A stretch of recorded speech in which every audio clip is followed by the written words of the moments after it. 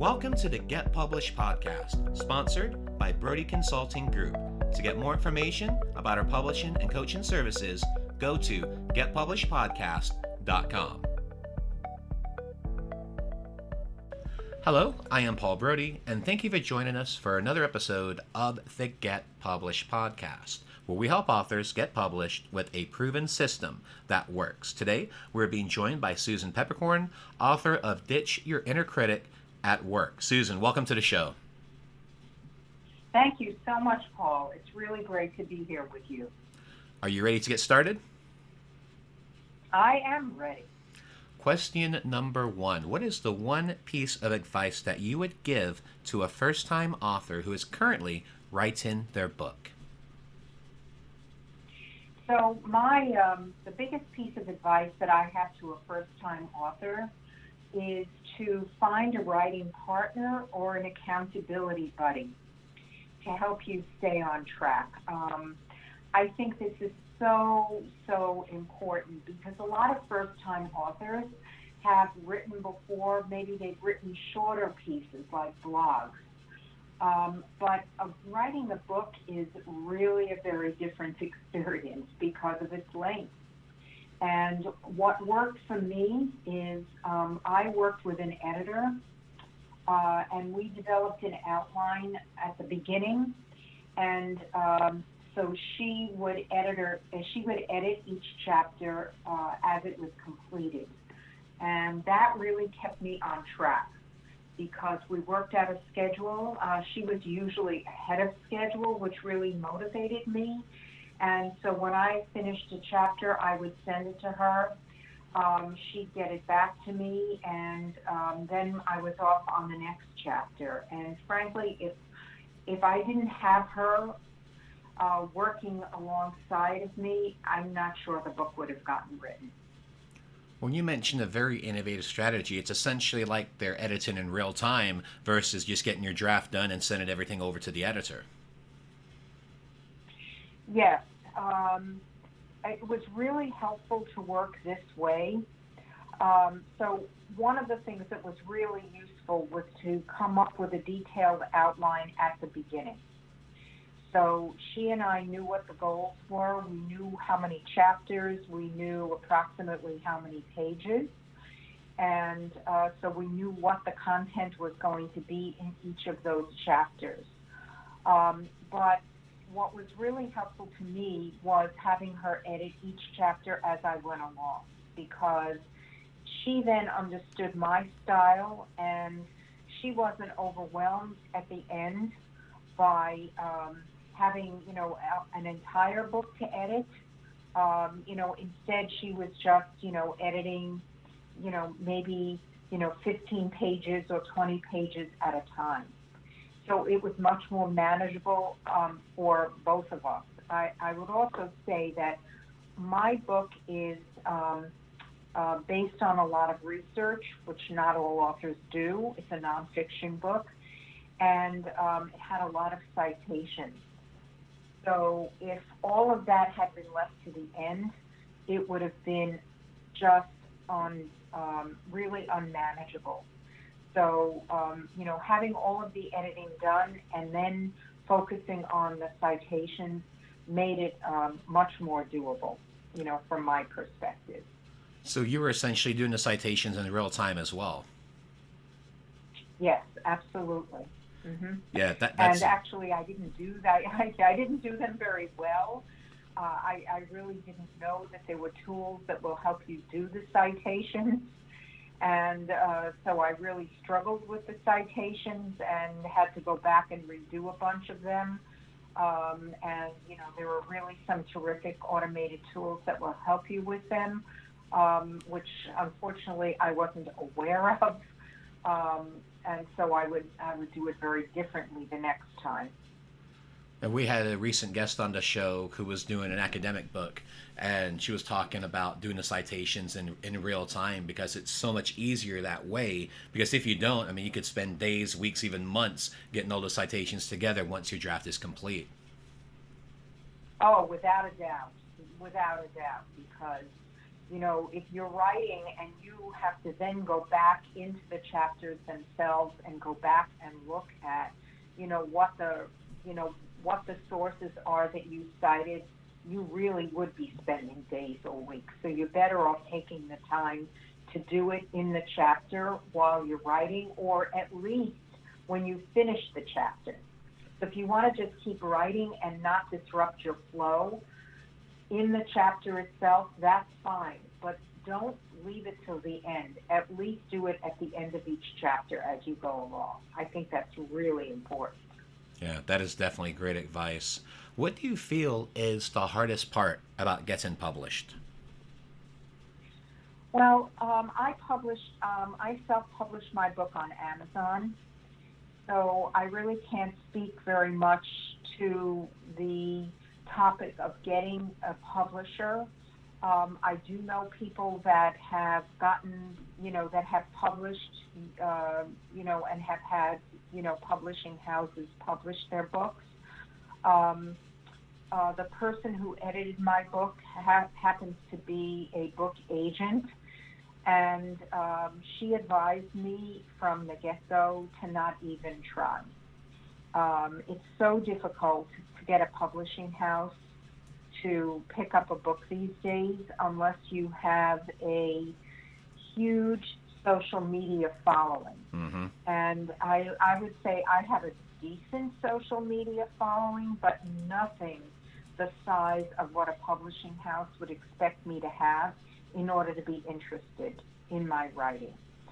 So I just decided, instead of beating my head against the wall, which is what I felt like I would be doing if I had submitted to publishing houses, I decided that I would publish on Amazon instead. I would also say, from what people have told me who have published with publishing houses, that much of the marketing is still left to the author. Mm-hmm. So if you're expecting a publishing house to do all the marketing for you, it's likely not going to happen. And I'm talking about major publishing houses. So, budgets are small, and, an author that I know quite well who's published 3 books, I know that she has done much of the marketing of her books herself, even though they have been published by a publishing house. So I think if you want to get a book out there, self-publishing is a great way to go. Yeah, you bring up an interesting point, because one thing I didn't even realize until a few months ago was those that do get traditionally published, the publishers, they expect them to do most, if not all, of the marketing. So when I've had people reach out to me that have traditional publishing deals and go, hey, can you help me with the marketing part? Because that's one of the services that I offer is, we do a book launch marketing service. And it just blew my mind that I had people approaching me that had traditional publishing deals. And they're telling me, no, the traditional publishers, they don't really help us with the marketing. So we want you to help. And that was a real eye-opener. Right. And in addition to that, a lot of the traditional publishing houses expect a guarantee, or they won't sign a contract unless the author guarantees a number of sales, because a colleague of mine just went through this with a publishing house where the publishing house expected a guarantee of 10,000 sales. Jeez. And they would not sign her. And I think 10,000 sales for a first-time author, that's pretty aggressive. So it's true. If you're hearing that from people that have contacted you, it's absolutely the case. Well, and this is going to transition perfectly into our next question, and that is to please share a marketing strategy that you have used in your book launch that worked well. Mm-hmm. So a strategy that worked well for me was to assemble a launch team. And so a launch team is a group of people in your network that know you, that trust you, that believe in your ideas, and that you reach out to prior to the launch of your book to let them know when your book is going to be launching, send them an advanced copy and to ask them to please write a review of your book when it launches. And this involves a number of emails to this group, over a rather short period of time, to let them know the importance and the value of having them do this. So when I did this, I was able to get 75 reviews on Amazon within a very short period of time, which then also affected my rankings on Amazon because, it also drove sales, it drove my rankings. And so having a launch team was a really, it was a really productive way for me to let people know that the book was coming and to ask their help to get the word out about it. So that was one of the things that I did. I know people do other things. They have Facebook groups or,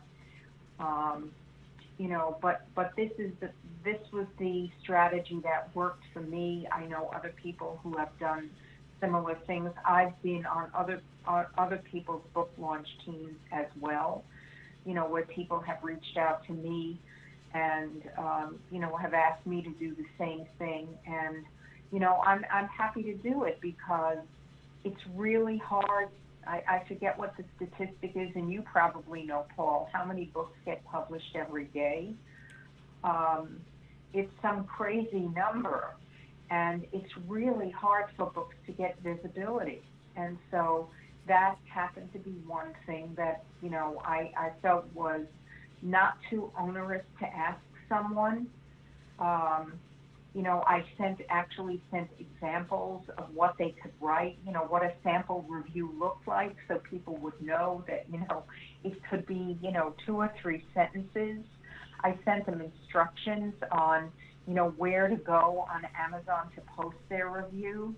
So I tried to make it as easy as possible for them so they didn't get lost in the technology, they didn't have difficulty, and it was really just like, click here, and, click here, download the book, and post your review. And that worked well for me. Yeah, that is a great strategy. And to answer your question, millions of books come out every year now because there's just so many out there, and some get done correctly, and some of them fall into the Amazon rainforest. Yeah, I would say the other thing that I did is I really spent a lot of time choosing the categories that I launched my book in on Amazon, the categories and the keywords. And I actually hired someone to help me with this, truth be told. There's a lot of information out there on how to do this. And, writing this book is not my full-time job. I have a full-time job. And I found the information that I read on choosing the right categories and the keywords, I found it rather daunting. So through my network, I identified someone who knows how to do this well. And he helped me through this. I hired him as a freelance consultant. And he was really helpful in helping me pick the right categories, because that's very important when you self-publish. Oh, yeah. That you pick categories that are not too competitive. Because if you pick ones, that are so competitive that you're never going to get up in the rankings, it makes it almost impossible to get visibility. The other thing that I have done is I run ads. I run ads on Amazon. It's not very expensive to do that, and I have found that gives my book continuous visibility as well. So the launch team, picking the right categories and keywords, although the keywords are a little easier than the categories, and running ads were the three strategies that I used to market the book. And the other thing I did do is I've been on a lot of podcasts. So I've probably been on somewhere between 25 and 30 podcasts, some of which relate directly to the book or publishing, some of which don't, but all of which have given me the opportunity in some way to talk about the book. So that if people are listening to a podcast on something related to careers or work and they hear me, then they'll learn about the book that way. And so that's been another strategy for me as well. How many keywords did you use for your book and then also for your advertising? Oh, gee. You know what? I honestly don't remember. I would have to go back and look. I honestly don't remember. I wish I could tell you. Would you say it's more than 100? Oh, I don't think it was that many. No, I don't think it was that many. Okay. I would say it was probably closer to between 25 and 50. And that's what you also use for your Amazon Marketing Service ads as well, correct? Yes. Okay. Yes. Excellent. Well, let's talk about your favorite book. So what is your favorite book, and what was the number one thing that you learned from it? So my favorite book is written by Mike Robbins, and it's called Bring Your Whole Self to Work. I don't know if you've ever interviewed Mike. He's a terrific person. And what I love about this book, because I'm an executive coach, so I work with people, in their workplaces and, trying to help them be happier in what they do in their work. And what I love about his book is his focus on how vulnerability at work, particularly amongst leaders, really helps unlock creativity and connection in organizations. And he has fantastic examples, like real-world examples, that he uses in this book about leaders who've allowed themselves to be vulnerable, be real with their employees, and the results that it's had for them and for their organizations. And it just resonated with me because I think it's such an important topic. And the way he writes about it is really compelling because of the real-world examples that he uses. So I recommend it very highly. And for a final question, what is your favorite quote and why? My favorite quote is from Winston Churchill. And the quote is, success is not final, failure is not fatal, and it's the courage to continue that counts. Nice. And why is that your favorite quote? Because I really believe it. I think, a lot of people get stuck in worrying about failure, which is a big theme in my book. And it's really about having the courage to pursue your goals. And certainly, anyone that's writing the book is courageous, to put themselves out there on a page, to take the time to publish it, and also realize that, maybe it's not going to be a bestseller, but maybe they have something that they want to contribute to the world anyway. So I think those messages are really important because so many times what I've seen in my coaching practice is that people stop themselves because they're so afraid of failing. Yep. And that's really unfortunate when that happens because there's so many terrific opportunities to do things that we, can make ourselves, that we can do if we only let ourselves try and not worry about failing. Absolutely. Well, Susan, I want to thank you for being a guest on the show. What is the best way for people to find you online? So people can find me on just about all social media platforms. So they can find me on my website, which is Positive Workplace Partners. And I actually have 2 free ebooks on that website. I'm on LinkedIn, Susan Peppercorn, and I'm on Twitter at Susan Peppercorn. And my book is available on Amazon. Again, you mentioned the name, Ditch Your Inner Critic at Work. So I have a Facebook group as well, Positive Workplace. So I'd love for your listeners to connect with me in any way that they are that's most convenient. And if they'd let me know that they heard me on your show, I would really appreciate that. Well, Susan, again, I want to thank you for being a guest on the show, and I wish you all the best in your author journey ahead. Thank you so much, Paul. It's been a pleasure. Thanks again for joining us today. To learn more about how to get your book published with a proven system that works, grab a free copy of my book at getpublishedpodcast.com.